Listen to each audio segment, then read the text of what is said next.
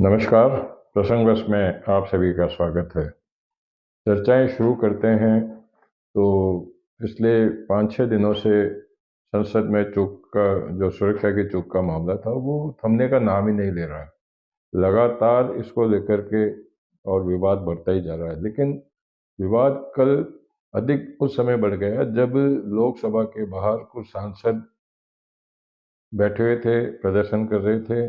वहाँ टीएमसी के सांसद कल्याण बनर्जी ने वहाँ मिमिक्री करके और सभापति जो राज्यसभा के होते हैं, उपराष्ट्रपति भी होते हैं, वो उनके नकल की, तो उसको लेकर के मामला गंभीर हो गया। जिसको लेकर के मामला जहाँ पुलिस में भी पहुंच गए, वहीं पूरे राष्ट्रीय स्तर पर पक्ष और विपक्ष दोनों तरफ से मजबूती से इस पे बयानबाजी शुरू हो गई है। तो इसको लेकर के सबसे बड़ी बात है कि प्रधानमंत्री नरेंद्र मोदी ने भी जैसा कि धनखड़ ने अपने एक्स हैंडल पर ट्वीट करके बताया कि उनसे फ़ोन पर बात की और उन्होंने इससे निराशा व्यक्त करते हुए कहा कि मेरे साथ भी 20 साल से इसी तरह से मेरा भी अपमान हो रहा है। इसी तरह से राष्ट्रपति द्रौपदी मुर्मू ने भी जगदीप धनखड़ के मामले में इस पर निराशा व्यक्त की है तथा इसे असंसदीय भी बताया है। तो इसको लेकर के अब मामला भी जो है पुलिस में पहुंच गया है। किसी अभिषेक नाम के व्यक्ति ने मामला दिल्ली में सिविल डिफेंस थाने में दर्ज कराया, जहां उनकी जांच भी शुरू हो गई है। समझा जाता है कि अभिषेक गौतम ने दिल्ली में जो एफआईआर दर्ज कराई है, उसमें जगदीप धनखड़ को अपमानित करने का उन्होंने आरोप लगाया है और इसको लेकर के पुलिस अब जांच में जुट गई है। तो इसी को लेकर के अब जो बात हुई कि धनखड़ ने खुद ने भी इस मामले को गंभीरता से लिया है। उन्होंने तो यहाँ तक कह दिया है कि धनखड़ ने यहाँ तक कह दिया है कि मैं आहुति दे दूंगा, लेकिन समाज को अपमानित नहीं होने दूंगा। उनके समाज के लोगों ने भी प्रदर्शन करने की बात कही। कल कांग्रेस में भी प्रदेश मुख्यालय पर, कांग्रेस के प्रदेश मुख्यालय पर जाट समाज द्वारा भी इसका विरोध प्रदर्शन किया जाएगा। लेकिन दूसरी तरफ बात करते हैं तो विपक्ष की तरफ से कांग्रेस की नेता सोनिया गांधी ने भी इस पर पलटवार किया है। उन्होंने तो कहा कि ये लोकतंत्र की हत्या हो रही है, जिसको बर्दाश्त नहीं किया जाएगा। ये लोकतंत्र का गला घोटने की कार्रवाई है।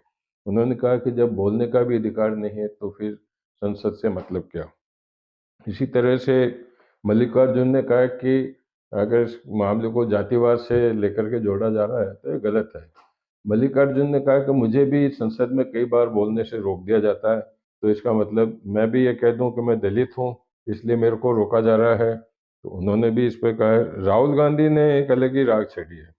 उन्होंने कहा कि वहाँ संसद के सांसद वहाँ बैठे हुए थे और मैंने उनका वीडियो बनाया तो वो मेरे कैमरे में आज भी है, लेकिन मीडिया उसको नहीं बता रहा है। मीडिया केवल बातें कर रहा है अपमानित करने की। वो बातें नहीं करता अडानी की, राफेल की, इस पर कोई चर्चा नहीं होती। लेकिन हमारे सांसद अगर संसद के बाहर बैठे हुए हैं तो उनके बारे में भी कोई चर्चा नहीं है, लेकिन बात केवल चर्चा है मिमिक्री की। तो उन्होंने भी कहा इसी तरह की बात प्रमोद कृष्णन भी, जो हमेशा ट्वीट पर करते रहते हैं कांग्रेस के पक्ष में, उन्होंने भी इसी तरह की कुछ बात कही है। तो ये सारी बातें हैं इसको लेकर के। लेकिन अब जब बात कर लेते हैं कि कल भी बात हुई थी कि आईपीसी और सीआरपीसी के मामले को लेकर के, और काफ़ी समय से जिद्दोजहद चल रही थी, उसकी ज़रूरत भी थी। आईपीसी जो है वह अंग्रेज़ों के समय में बनाया हुआ था। वो अंग्रेज़ों की सुरक्षा के लिए ज़्यादा हितकारी था। उसको लेकर के उसमें बदलाव की मांग की जा रही थी। तो अब जो 3 बिल पेश किए गए हैं गृह मंत्री अमित शाह द्वारा, उसमें क्या कुछ रहेगा, उसमें से प्रमुख बातें अमित शाह ने खुद ने जो बताई है कि इस तरह से सबसे बड़ी तो बात बताई कि हिट एंड रन मामले के अंदर 10 साल की सजा का प्रावधान होगा। लेकिन अगर कोई दुर्घटना करने वाला होता है और वो जिससे घायल होते हैं, उनको अगर वो अस्पताल लेके जाते हैं तो उनको कुछ सजा में राहत भी मिल सकती है। इसी तरह से बम धमाके और गैस अटैक करने वाले आरोपी आतंकवादी माने जाएंगे। और सबसे बड़ी बात यह है कि उन्होंने ये कह दिया कि अब राजद्रोह का नियम समाप्त किया जाएगा, लेकिन देश के खिलाफ बोलना गुनाह होगा। इस पर भी कानून जो बिलों के माध्यम से रखा गया उसमें भी इसका प्रावधान किया गया है। और पुराने कानून जो बताए हैं अमित शाह ने, कि हम भी कहते हैं, सभी मानते हैं कि पुराने कानून जो है वो अंग्रेजों के बचाव के लिए थे। तो ये सारी बातें तो रही जो दिल्ली में लेकर के रही। अब बात कर लेते हैं राजस्थान की। तो राजस्थान में आज 16वीं विधानसभा का पहला सत्र भी विवादों में घिरा रहा। हालांकि पहला सत्र था ये, और स्पीकर भी प्रोटेम स्पीकर ही थे कालीचरण सराफ। वो जब शपथ दिला रहे थे तो जो कांग्रेस के जितने भी विधायक थे वो सब काली पट्टी बांध करके आए। सबसे बड़ी बात है कि जो प्रदेश कांग्रेस के अध्यक्ष हैं गोविंद सिंह डोटासरा, वो तो पूरे कपड़े ही काले पहन करके आए थे। और जब वो शपथ ले रहे थे तो शपथ लेने के तुरंत बाद में उसी डिवाइस से जहाँ वो शपथ ले रहे थे उसी पे उन्होंने जो है दिल्ली वाली घटना की उन्होंने निंदा की। उन्होंने कहा कि ये लोकतंत्र की हत्या हो रही है। 100 से अधिक सांसदों को अपनी बात रखने का मौका नहीं दिया जाना, यह लोकतंत्र की हत्या है। और इसी को लेके गहलोत ने भी यही बात कही। और सबसे बड़ी बात है कि सचिन पायलट जो काफी संख्या में कांग्रेस के विधायक उनके साथ में चल रहे थे। और विधायक उससे ये माना जाता है कि हालांकि अशोक गहलोत को अभी अलायंस कमेटी का मेंबर बनाने के बाद में कांग्रेस हाईकमान ने उनको फिर से एक सम्मानित पद दिया, लेकिन राजस्थान में समझा जाता है कि सचिन पायलट और डोटासरा के जुम्मे ही कांग्रेस को संभलाया जा सकता है। तो जो विधायकों की इनके साथ में एक अच्छी खासा भीड़ थी, उससे यही अनुमान लगाए जा रहे हैं। वो आपको वीडियो भी मैं बताऊंगा। और बात करते हैं कि वहाँ जो भी शपथ हुई, तो जो देव सिंह भाटी के पोते हैं अंशुमान सिंह भाटी, उन्होंने राजस्थानी भाषा में, मारवाड़ी भाषा में पूरी शपथ पढ़ तो ली। पढ़ने के बाद में जब ध्यान गया तो उनको रोका गया कि राजस्थानी भाषा 8वीं अनुसूची में शामिल नहीं है, इसलिए उसमें नहीं ले सकते। उन्होंने तर्क भी दिया कि मैथिली में और कई प्रदेशों का दिया कि वहाँ उनकी क्षेत्रीय भाषा में उन्होंने शपथ ली थी, लेकिन उनको शपथ राजस्थानी में नहीं लेने दी गई। बाद में उन्होंने हिंदी में ही अपनी शपथ ली। तो ये बात हुई शपथ लेने की। 72 विधायकों ने आज शपथ ली है, और कुछ विधायक कल भी शपथ लेंगे।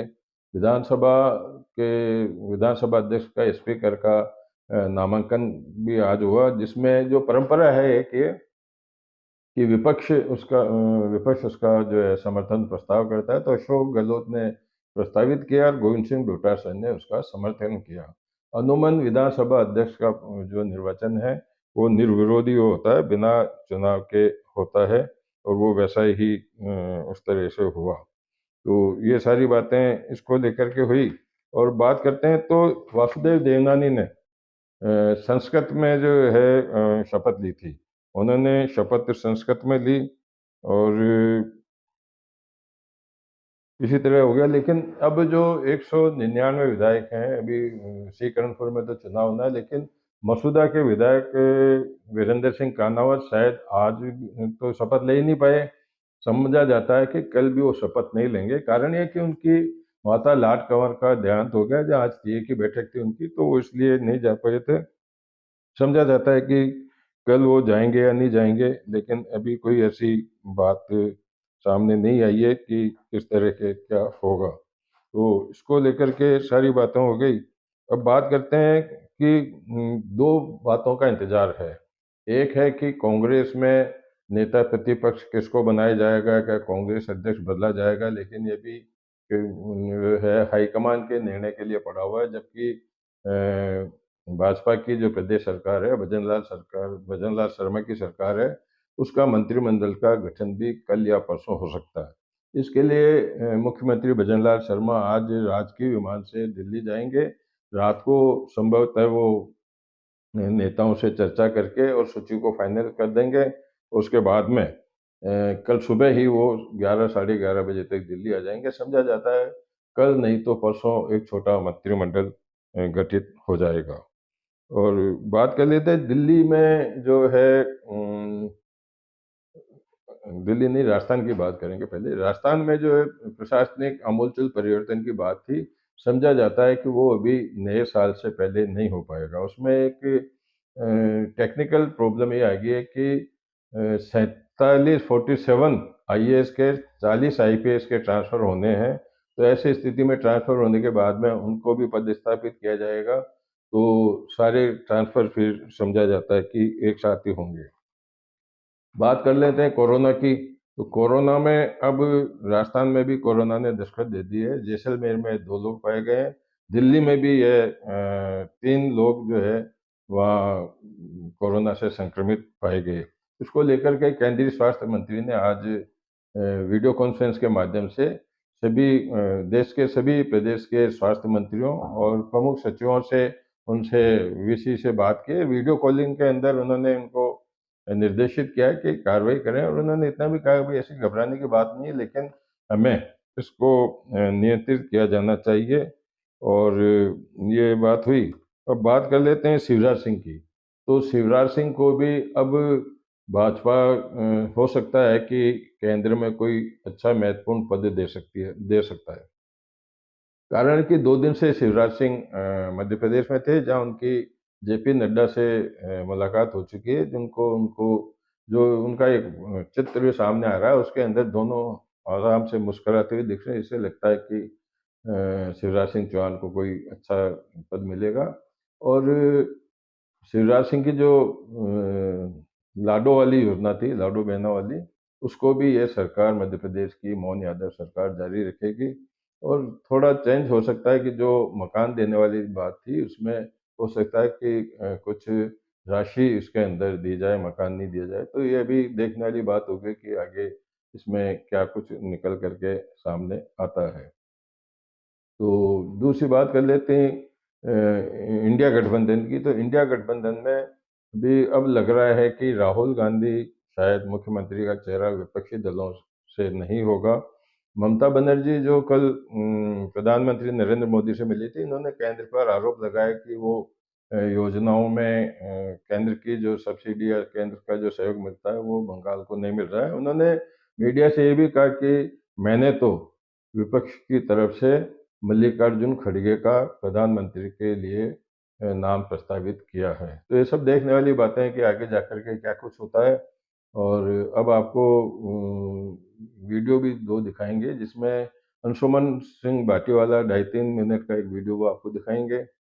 सचिन पायलट वाला वीडियो आपको दिखाएंगे, और भी कुछ वीडियो दिखाएंगे। नमस्कार। प्रसंगर्ष को यहीं विराम देते हैं। कल फिर नई चर्चाओं के साथ में आपके सामने हाजिर होऊंगा। नमस्कार। मैं भजनलाल शर्मा, जो विधानसभा के सदस्य निर्वाचित हुआ हूँ, ईश्वर की शपथ लेता हूँ कि मैं विधि द्वारा स्थापित भारत के संविधान के प्रति सच्ची श्रद्धा और निष्ठा रखूँगा। मैं भारत की प्रभुता और अखंडता अक्षुण्ण रखूँगा तथा जिस पद को मैं ग्रहण करने वाला हूँ, उसके कर्तव्यों का श्रद्धापूर्वक निर्वहन करूँगा। श्रीमती दिया कुमारी।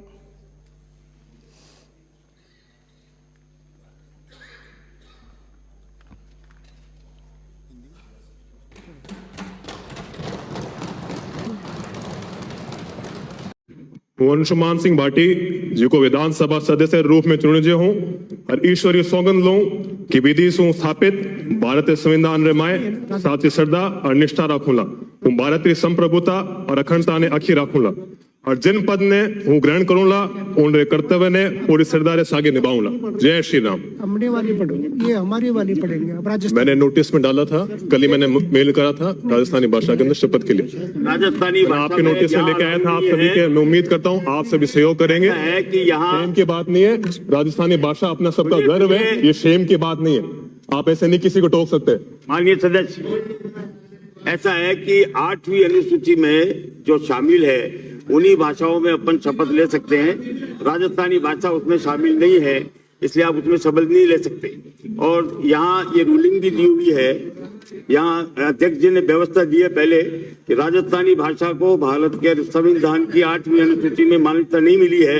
अतः जब तक राजस्थानी भाषा को संविधान की 8वीं अनुसूची में सम्मिलित नहीं कर लिया जाता, तब तक सदस्यगण तथा राजस्थानी भाषा में शपथ नहीं ली जा सकती। इसलिए आप हिंदी में या अंग्रेजी में। अध्यक्ष महोदय, मुझे कुछ कहना है। अध्यक्ष महोदय, तो राजस्थानी को मान्यता दिला दो। अभी तक अध्यक्ष महोदय, नहीं है। आप कमिटमेंट तो करो। अभी मान्यता नहीं है, मान्यता हो जाएगी तो हो जाएगा।